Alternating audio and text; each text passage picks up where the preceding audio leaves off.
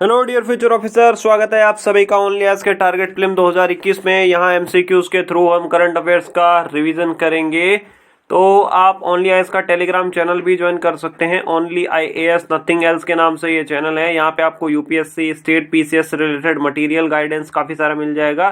तो चैनल का नाम है ओनली आईएएस नथिंग एल्स। आप खुद भी ज्वाइन कर सकते हैं और आप अपने साथी बंधुओं को भी प्रेरित कर सकते हैं ज्वाइन करने के लिए, ठीक है।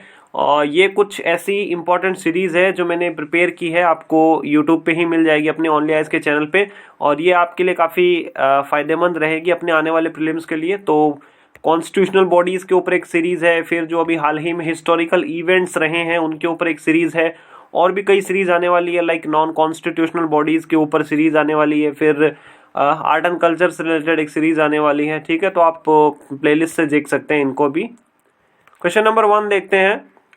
क्वेश्चन नंबर 1 में दिया है कि which of the following is not a characteristic of monsoon rainfall. मतलब जैसा कि हम लोग जानते हैं हमारे भारत के अंदर मानसून के थ्रू ही ज़्यादातर जो रेन आती है, साउथ वेस्ट मानसून और अपना नॉर्थ ईस्ट मानसून, ठीक है। अब देखो हमें ये पूछा है कि कौन सा एक कैरेक्टरिस्टिक नहीं है। 4 हमें स्टेटमेंट दिए हैं, ए बी सी डी। तो रिवर्स से अपन चालू करते हैं। पहला बोला है कि भारत में जो मानसून का जो डिस्ट्रीब्यूशन है वो अनइवन है। हमारे यहाँ पे बारिश लगभग 12 सेंटीमीटर से 250 सेंटीमीटर तक होती है, ठीक है। ये बात तो बिल्कुल सही है ना, क्योंकि इतना ज़्यादा वेरिएशन रहता है। लद्दाख में अगर हम देखेंगे, लद्दाख वाले डेजर्ट में देखेंगे, वहाँ पे 10 सेंटीमीटर के अप्रोक्स बारिश होती है। जैसलमेर में 10 सेंटीमीटर अप्रोक्स बारिश होती है। और अगर अपना मौसिन राम की बात करेंगे, ठीक है, मेघालय की बात करेंगे, वहाँ पे लगभग 250 सेंटीमीटर बारिश होती है। स्टेटमेंट नंबर सी देखो क्या बोला है कि जैसे जैसे समुद्र से, सी से जैसे जैसे दूरी बढ़ती जाती है वैसे वैसे बारिश कम होती जाती है। ये बात भी बिल्कुल सही है। आप देखो राजस्थान में कितनी कम बारिश होती है, क्योंकि समुद्र से उसका डिस्टेंस जो है बहुत ज़्यादा है। उड़ीसा में देखो कितनी बारिश होती है ज़्यादा, वेस्ट बंगाल में देखो कितनी ज़्यादा बारिश होती है। पहला स्टेटमेंट देखो, इसमें बोला है कि rainfall received from south east monsoon is seasonal in the character. ये बात बिल्कुल सही है।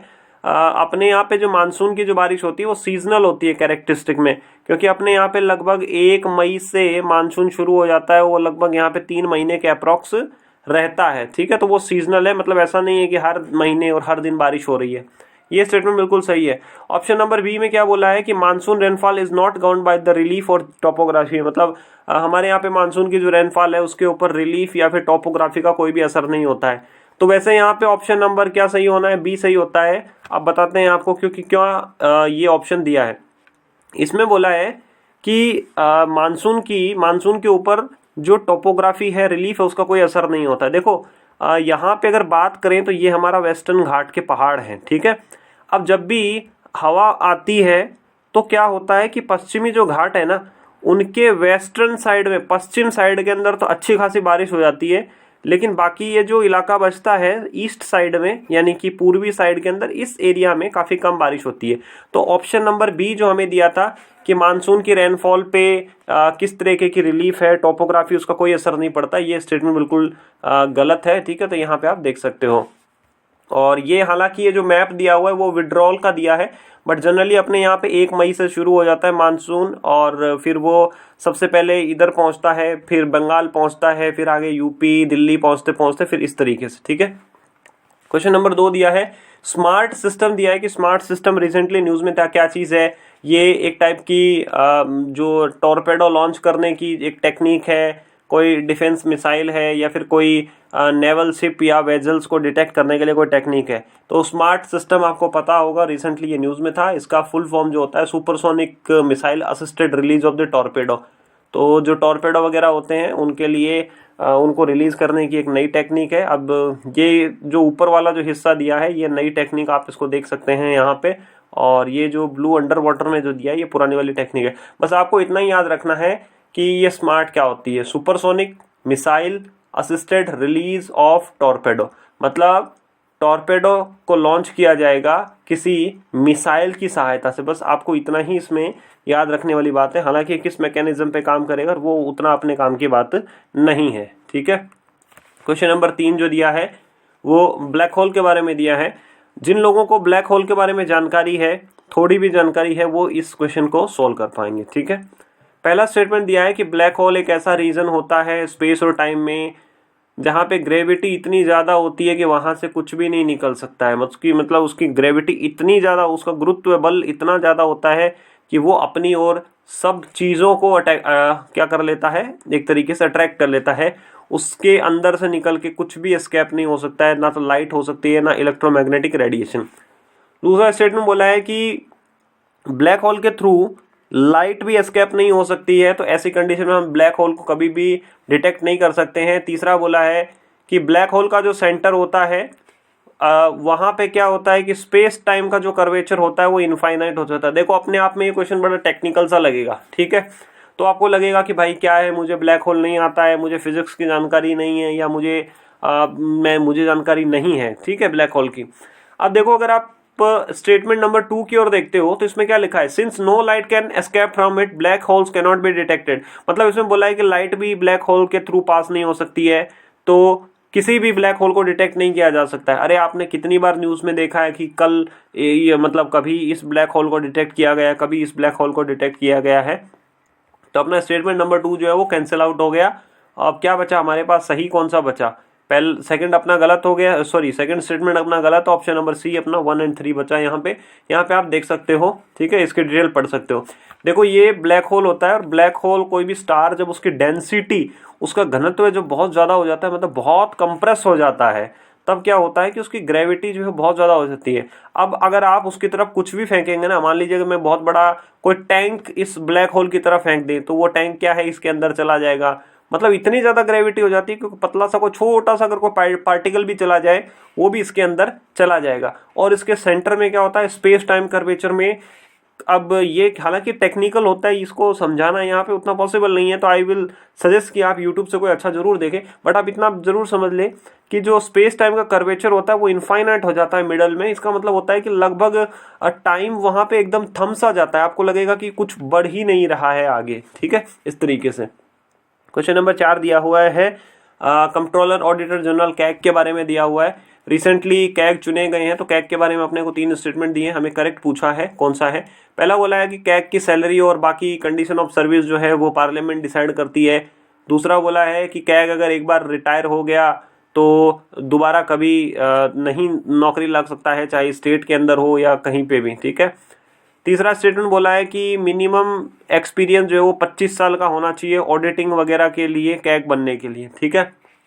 देखो आपको बेसिक सा पॉलिटी का भी नॉलेज होगा, तो आप ऑप्शन नंबर सी को, सॉरी स्टेटमेंट सी को आप इजीली एलिमिनेट कर पाओगे।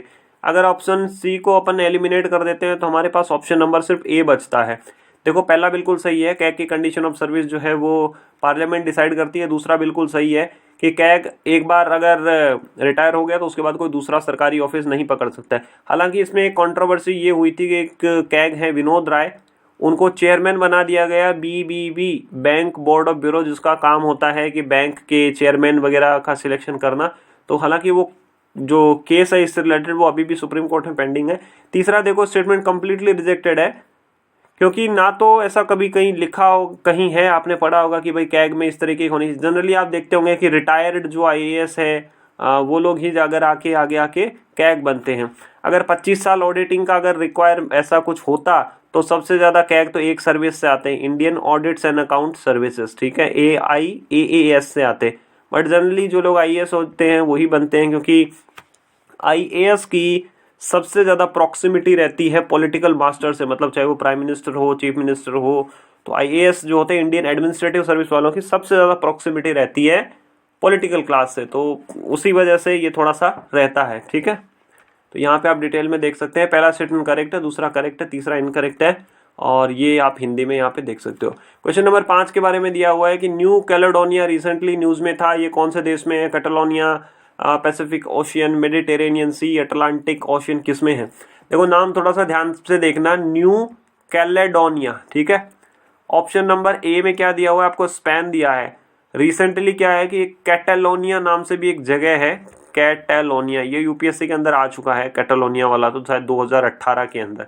तो कैटेलोनिया तो है किसमें, स्पेन के अंदर, बट ये न्यू कैलेडोनिया जो है वो पैसिफिक ओशियन के अंदर है, प्रशांत महासागर के अंदर है। यहाँ पे आप हिंदी में देख सकते हो, और यहाँ पे आप सॉरी अंग्रेजी में, और यहाँ आप हिंदी के अंदर देख सकते हो। देखो ये मैप के थ्रू आप यहाँ देखोगे तो ऑस्ट्रेलिया के ईस्टर्न साइड में यहाँ पे ये न्यू कैलेडोनिया है। ठीक है, तो इस तरीके से जब भी आप नई टेरिटरीज के बारे में पढ़ें, कहीं देखें, तो उनको मैप पे आप लोकेट करने की कोशिश आप ज़रूर कीजिएगा। ठीक है, अब ये यूज़र हैं राहुल द ग्रेट, इन्होंने बोला है कि भाई मैंने कई बार वीडियोस के ऊपर रिप्लाई किया है बट मेरा नाम नहीं कभी बोला है, बहुत भेदभाव करते हो। ठीक है, इस तरीके का काफ़ी सारी चीज़ें उन्होंने बोली है। देखो राहुल द ग्रेट, ऐसा नहीं है, कोई भेदभाव नहीं है। रीज़न क्या है कि ये पीपीटीज बनाने की जिम्मेदारी किसी और की है, तो वो क्या करते हैं कि रैंडमली कुछ आंसर्स होते हैं वो पिक कर लेते हैं और यहाँ पे पोस्ट कर देते हैं। तो बाकी आप आंसर्स देते हैं और उसके लिए बहुत बहुत आपका धन्यवाद है। आप बने रहिए ऐसे इसी तरीके से आप जुड़ते रहिए, और भेदभाव वाली कोई बात नहीं है। देखो मैंने नाम लिया है आज आपका। ठीक है, अच्छा, अपना जो क्वेश्चन था लास्ट टाइम, वो क्वेश्चन का आंसर दिया है तृप्तिमयी खटवा जी ने, अनुराग चौधरी जी ने, ऋषभ पांडे जी ने, शुभम सिंह जी ने, निक्की अग्रवाल ने और अमन कुमार सैनी जी ने। क्वेश्चन यही था कि भाई तपोवन हाइड्रो पावर प्रोजेक्ट है वो कौन सी रिवर पे है। धौली गंगा उत्तराखंड के अंदर ये पावर प्रोजेक्ट लोकेटेड है। ठीक है, आज आपको बताना है कि भाषण 4 आइलैंड ये कौन से देश के अंदर स्थित है। ये रिसेंटली बहुत ज़्यादा न्यूज़ में था, भाषण 4 आइलैंड।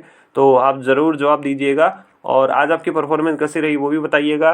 साथ साथ में ये वीडियो को आप शेयर भी कर सकते हैं अपने साथी दोस्तों तक जो कि यूपीएससी या बाकी अन्य एग्जाम की तैयारी कर रहे हैं, तो उनको भी निश्चित तौर पे ही कुछ लाभ मिलेगा। ओनली